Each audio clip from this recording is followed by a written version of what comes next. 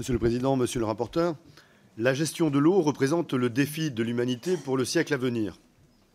En mars 2023, l'ONU nous alertait sur le risque imminent d'une crise mondiale de l'eau, alors que les pénuries d'eau se généralisent de plus en plus tôt.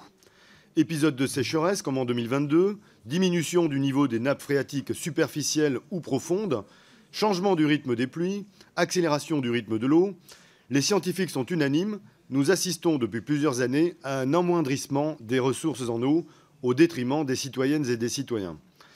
Je tiens aussi à rappeler que l'on apprend aux enfants en cours de biologie que la planète Terre est composée à 70% d'eau et le corps humain à 65%. 3 jours sans eau et l'on meurt.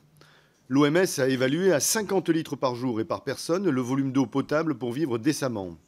Or aujourd'hui, l'accès à l'eau n'est pas garanti à tous les êtres humains dans un monde où 2,2 milliards de personnes n'ont pas accès à une eau saine et 144 millions de personnes boivent de l'eau non traitée.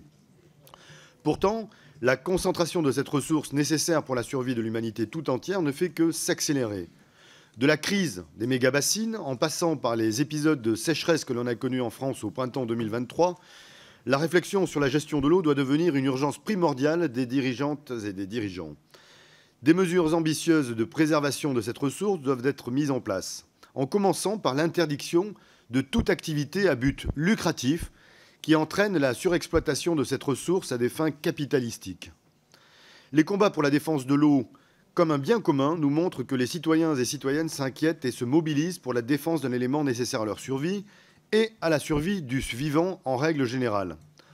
En 2017 déjà, le groupe de la France Insoumise déposait à l'Assemblée nationale une proposition de loi constitutionnelle visant à faire de l'accès à l'eau un droit inaliénable, inscrit dans notre Constitution. À cette occasion, nous avons rappelé que le droit à l'eau comprend plusieurs aspects. Premièrement, le droit à l'eau s'envisage au travers d'un accès sans entrave à cette ressource. En second lieu, il signifie la nécessité de garantir l'accès à une ressource disponible tant quantitativement que qualitativement. Il convient donc d'encadrer les usages qui pourraient restreindre ou limiter l'accès à la ressource potable, y compris industriels ou agricoles. En troisième lieu, le droit à l'eau signifie un accès matériel effectif des populations à la ressource en eau potable.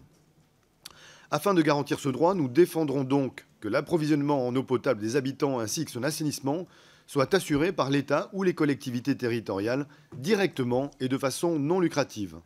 À ce titre, et dans la défense d'une gestion exclusivement publique de l'eau, nous nous positionnons en faveur d'une adaptation du droit des collectivités territoriales, ce qui signifie de revenir sur les dispositions de la loi du 7 août 2015 portant nouvelle organisation territoriale de la République, la loi NOTRe.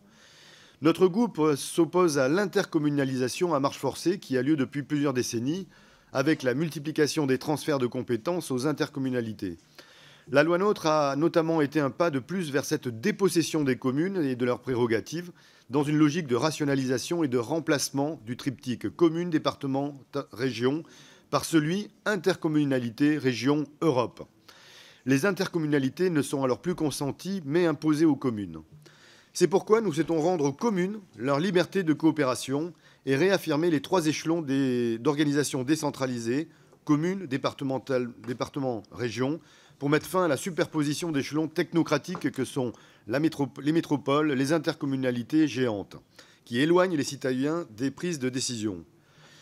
Pour toutes ces raisons, notre groupe se positionne en faveur de cette proposition de loi qui vise à rétablir le caractère optionnel du transfert de la compétence eau et assainissement aux communautés de communes, tout en espérant que nos amendements élargissant ce rétablissement à toutes les EPCI sauront faire consensus.